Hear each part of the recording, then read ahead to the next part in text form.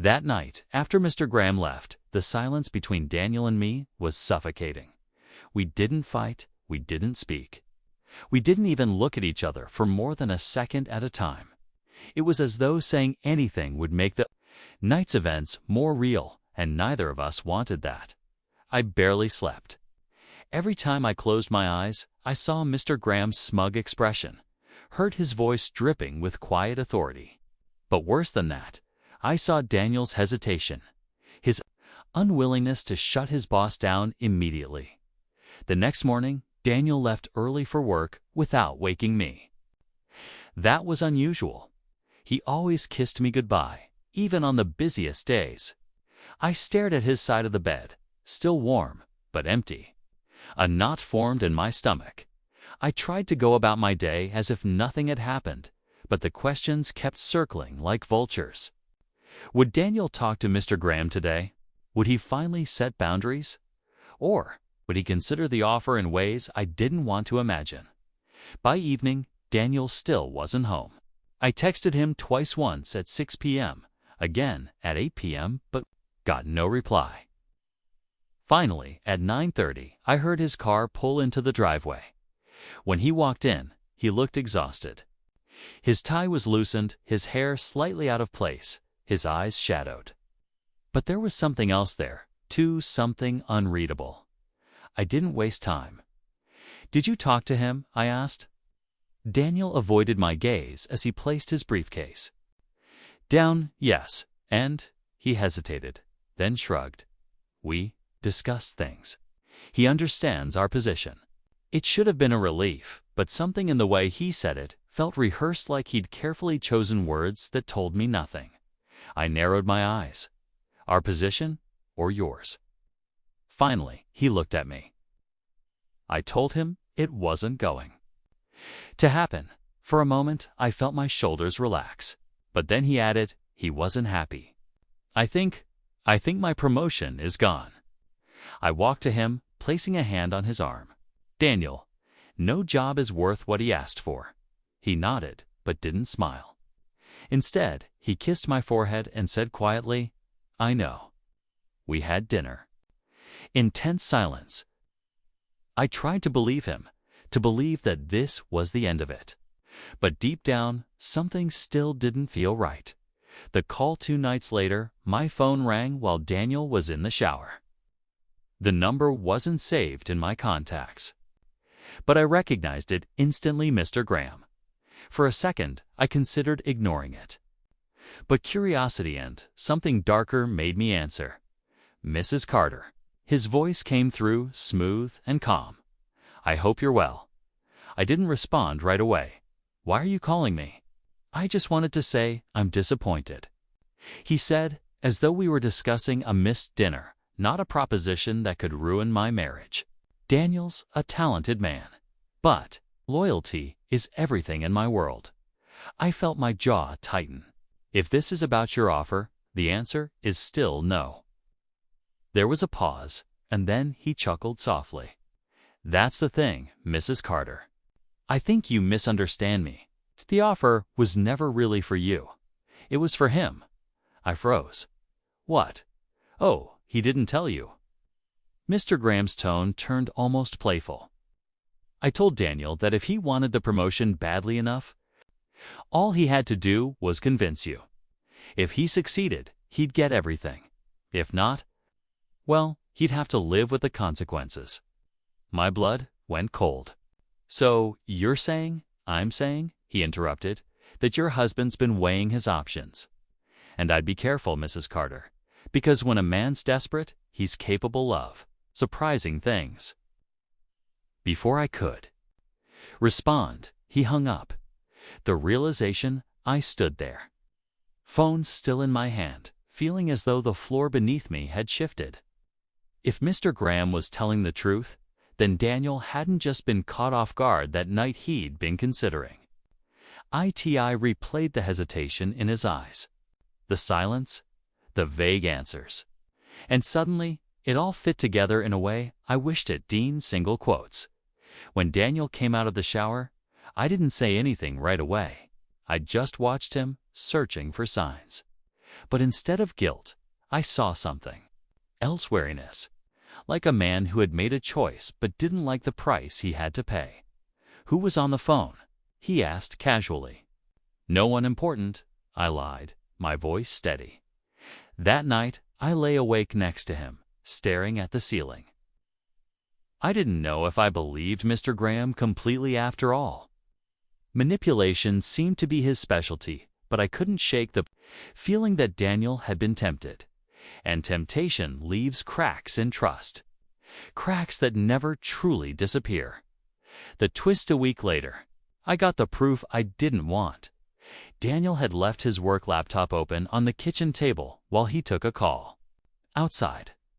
I wasn't the kind of wife who snooped, but the email subject caught my eye. Regarding our agreement, my hands trembled as I clicked it open. It was from Mr. Graham. "Daniel, as discussed, I appreciate your willingness to explore alternatives. I believe you understand the level of discretion required. I'll be in touch to finalize details. Alternatives."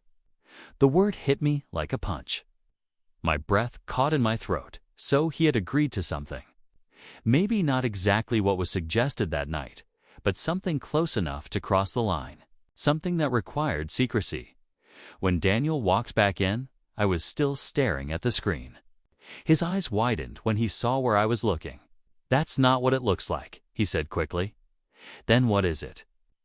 I demanded, my voice breaking. He sighed, rubbing the back of his neck. I told him no, about you. But I also told him I'd do whatever else it took to prove my loyalty. The bitterness in my laugh surprised even me. "And what does whatever else mean, Daniel?" He didn't answer, and that silence was louder than any confession could have been. The decision in the days that followed, I avoided him as much as possible. We moved around each other like strangers, each of us carrying our own version of the truth. Part of me wanted to leave right then, to pack a bag and never look back. But another part of me needed to understand just how far he had gone on whether our marriage was salvageable. The answer came sooner than expected. One evening, Mr. Graham showed up again. Unannounced. This time, his smile was sharper, almost triumphant. "I just came by to congratulate Daniel," he said smoothly. "He's been promoted, starting next week." My stomach turned. I looked at Daniel, who avoided my eyes entirely. That told me everything. Mr. Graham stepped closer, his voice low enough that Daniel couldn't hear. "I told you he was capable of surprising things." Then he left, leaving the promotion like a poisoned gift on our doorstep. For a long moment after Mr. Graham spoke, the room was absolutely silent. Not the kind of silence that feels comfortable, but the kind that screams beneath the surface, the kind where every second drags and your mind struggles to catch up with. What just happened? I sat there, frozen, my fingers curling tightly against my palms. It was as though my body instinctively wanted to recoil, to push away from the situation, but my feet felt nailed to the floor. My heartbeat was so loud, I wondered if either of them could hear it. Shock is strange, doesn't always arrive with a dramatic gasp or a sudden scream. Sometimes it slips in quietly, like a shadow, leaving you numb before you realize you're already in its grip. My mind kept replaying his words over and over. "I'd like to spend a little more time with you." Privately, it was so deliberate, so calculated. And worst of all, it wasn't the kind of thing you could dismiss as a misunderstanding. I turned to Daniel, expecting him to speak, to defend me, to tell his boss that he was crossing a line that could never be uncrossed. But instead, I saw something in my husband's face. I wasn't prepared for hesitation. Not shock, not outrage, just hesitation. That hesitation hit me harder than the proposition itself. I swallowed, my throat suddenly dry. "Mr. Graham, I'm not sure I understand what you mean," I said carefully, my voice steadier than I felt. "Oh, I think you do," he replied smoothly, leaning back with a relaxed confidence that made my skin crawl. Daniel shifted uncomfortably, finally speaking. "Sir, maybe this isn't," but Mr. Graham cut him off with a slight raise of his hand. "Daniel, let's not pretend we don't know how the world works. Success requires more than just talent. Sometimes it's about connections and the lengths you're willing to go for them." The way he looked at me when he said lengths made my stomach turn. I wanted to stand up, to tell him to leave my house, to remind him that no job was worth this level of disrespect. But there was something in Daniel's eyes flicker, a fear that made me pause. It wasn't fear of me or of losing me, 'twas fear of him. That realization unsettled me more than anything else. My husband, a man who was strong, ambitious, and never afraid to speak his mind, was sitting here like a cornered animal, too scared to challenge his boss. I broke the silence. "With all due respect, Mr. Graham, I think you've mistaken my presence here tonight. This is about Daniel's job. It should be discussed between the two of you." Mr. Graham smirked like he was indulging a child. "And I think you've mistaken the nature of my offer. It's not about business, it's about opportunity. For both of you." The way he said "both of you" sent another chill down my spine. Daniel tried again, his voice low. "Sir, please." But Mr. Graham didn't back down. Instead, he looked at Daniel almost pityingly. "I've given you more chances than most, Daniel. But opportunities aren't endless. Sometimes they're conditional." There it was. The threat, thinly veiled but unmistakable. The air in the room felt heavier with every word he spoke. I could see the subtle shift in Daniel's shoulders sagging slightly, jaw tightening. This wasn't a casual visit anymore. 'Twas a negotiation. And Mr. Graham held all the power. I wasn't naive. I knew that in some industries, people traded more than just skills to climb the ladder. But hearing it spelled out in my own home, aimed directly at me, was a different kind of violation. I stood up, my knees trembling slightly. "I think this conversation is over," I said firmly. "If you'd like to discuss Daniel's work, you can do so at the office." Mr. Graham didn't move. He just looked up at me, calm and unshaken, as though my resistance was expected, maybe even amusing to him. "You're a strong woman, Mrs. Carter," he said slowly, as if testing the words. "I respect that, but strength doesn't always get you where you want to be. Sometimes it's knowing when to bend." That was the moment the shock shifted into something else in Gar. Anger at his arrogance. Anger at his casual disrespect. Anger that my husband was sitting there, doing nothing. "Daniel," I said sharply, "will you please show Mr. Graham to the door?" For a split second, Daniel's eyes met mine, and I could see the internal war playing out in his head. But before he could move, Mr. Graham stood on his own, brushing invisible lint from his jacket sleeve. "Think about it," he said, his voice low but crystal clear. "Both of you. I'll be expecting an answer soon." He walked out as calmly as he'd arrived, leaving the scent of his cologne lingering in the air like a stain I couldn't scrub away. The click of the front door closing echoed in my chest. The moment he was gone, I turned to Daniel. "What was that?" I demanded. He rubbed his temples, sighing heavily. "You don't understand. He can ruin me. He can end my career with one phone call. That doesn't justify what he just suggested." I shot back. "You should have stood up for us, for me." Daniel looked at me with tired eyes, eyes that seemed older than they had a day ago. "I wanted to, but you don't know what's at stake. If I lose this job, we lose everything we've been working for." That was the moment my shock deepened, not because of what Mr. Graham had said, but because of what Daniel didn't say. He didn't deny considering it. He didn't tell me I was more important than his career. He didn't say that nothing was worth crossing that line. Instead, he just sat there, silent, and that silence was deafening. I walked to the kitchen, needing distance, needing air. My hands were trembling so badly I had to grip the edge of the counter to steady myself. I replayed the conversation over and over, trying to make sense of it, but the more I thought about it, the more I realized there was no sense to be made. What happened tonight wasn't just inappropriate, it was a shift in the foundation of my marriage. And deep down, a terrible question was forming in my mind. If I refused, would Daniel resent me for it? If I agreed, what would that make me?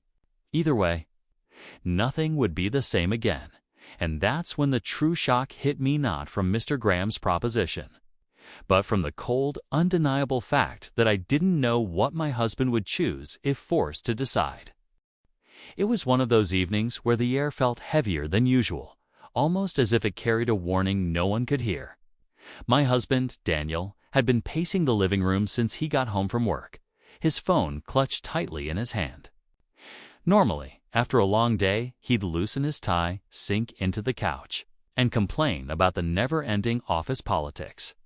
But tonight, he didn't seem to want to sit down at all. He'd received a call earlier from his boss, Mr. Graham.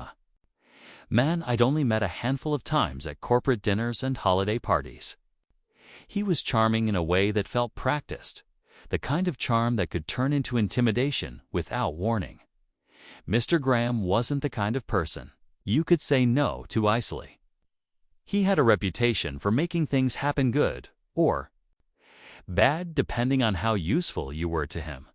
Daniel finally stopped pacing and looked at me, as if he'd been rehearsing something in his head. "Mr. Graham wants to come over tonight," he said. It wasn't unusual for his boss to have private meetings with employees, but at our home, at night, that was strange. I raised an eyebrow. "Here. Why?" Daniel hesitated. He said it was important. And he specifically said, "You should be here." That immediately made my stomach twist. I wasn't involved in Daniel's work. I had nothing to do with his company, his projects, or his colleagues. So why would his boss want me present? I told myself maybe it was something about a company event, or perhaps he wanted to involve spouses in a charity dinner or fundraising night. But the unease stayed. I busied myself in the kitchen, preparing tea and setting out some light snacks. It was a reflex, something my mother had taught me, that when a guest arrives, no matter who they are or why they've come, the home should be welcoming. Still, my hands weren't as steady as usual. I caught myself glancing at the clock too often, counting down the minutes until the knock on the door would break the silence. When Mr. Graham finally arrived, it was exactly on time, 8 p.m. sharp. That precision felt deliberate, almost like a power move.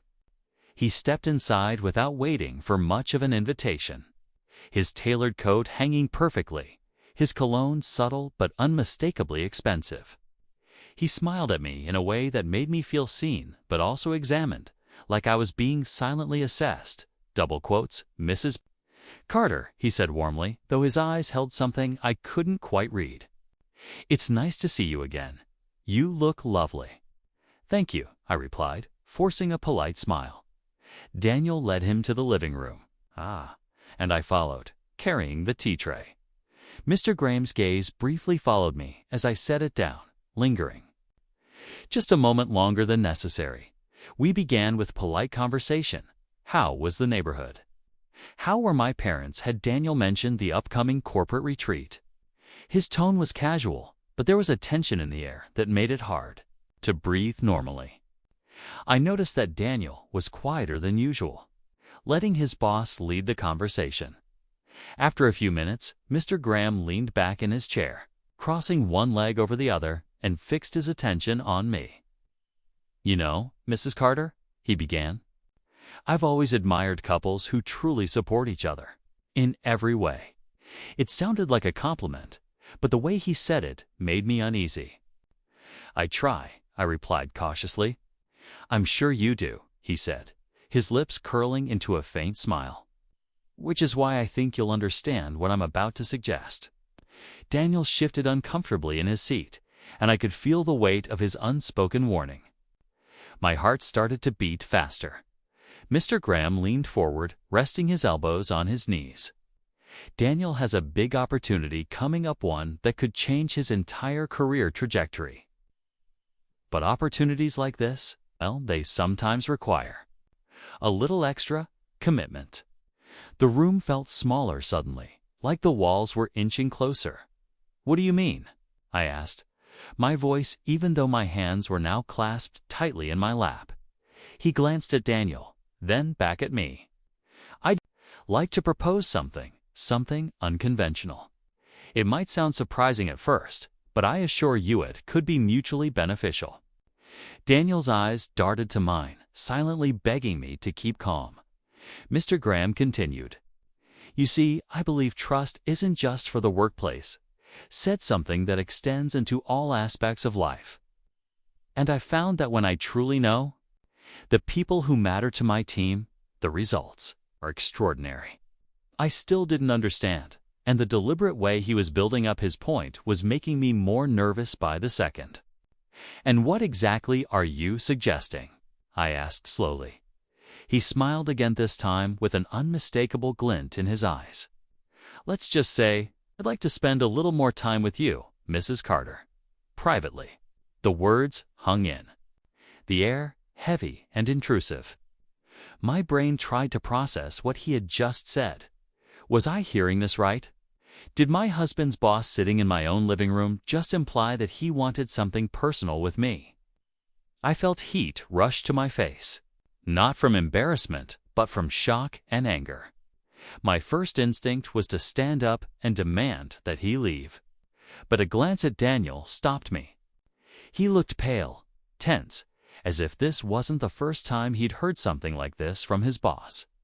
Mr. Graham leaned back again, sipping his tea casually, as though he hadn't just shattered the boundaries of a professional relationship. "Think about it," he said lightly, almost teasingly. "It could make all the difference for Daniel's future." At that moment, I realized this wasn't a sudden impulse from a man testing boundaries. It was calculated, planned. He'd come here with a purpose, and his words were part of a much bigger, more dangerous game. The ticking of the wall clock felt louder, each second marking the moment my perception of him, perhaps even of my husband's career, shifted permanently. That night had only just begun. But I already knew whatever path I chose from here would have consequences that none of us could escape.